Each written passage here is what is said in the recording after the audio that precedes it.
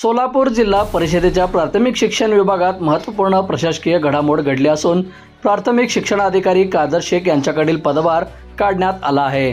नव्याने नियुक्त झालेल्या परीक्षाधीन शिक्षणाधिकाऱ्यांना जिल्हा परिषदेत स्वतंत्र पदभार देण्याची प्रक्रिया सुरू होणार असल्याने हा निर्णय घेण्यात आल्याची माहिती समोर आली आहे। कादर शेख यांचा पदभार काढल्यानंतर त्यांना अन्यत्र पदस्थापना मिळेपर्यंत मुख्यालयी थांबावे लागणार आहे। या संदर्भात शिक्षण आयुक्तालय पुणे यांच्याकडून मुख्यालयी थांबण्याच्या सूचना देण्यात आल्याचे वृत्त आहे। शासनाचे अप्पर मुख्य सचिव सिद्धार्थ घोरपडे यांनी शिक्षण आयुक्तांना याबाबत निर्देश दिल्याची माहिती आहे। दरम्यान नव्याने रुजू झालेल्या परीक्षाधीन शिक्षणाधिकाऱ्यांना जिल्हा परिषदेत स्वतंत्र पदभार देण्याच्या हालचाली सुरू झाल्या आहेत। त्यामुळे प्राथमिक शिक्षण विभागाच्या प्रशासकीय कारभारात लवकरच नवा बदल होण्याची शक्यता आहे।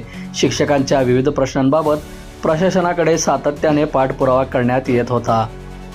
या पार्श्वभूमीवर शेख यांच्याकडील पदभार काढण्याचा निर्णय झाल्याने शिक्षण विभागातील चर्चांना आता वेगळे वळण मिळाले आहे। नव्या अधिकाऱ्यांकडे पदभार सोपवल्यानंतर प्राथमिक शिक्षण विभागाचा कारभार कोणत्या पद्धतीने चालतो याकडे शिक्षक व शैक्षणिक क्षेत्राचे लक्ष लागले आहे। बंधुप्रेम न्यूज चॅनलला लाईक, सबस्क्राईब व बेल आयकॉन दाबायला विसरू नका। धन्यवाद।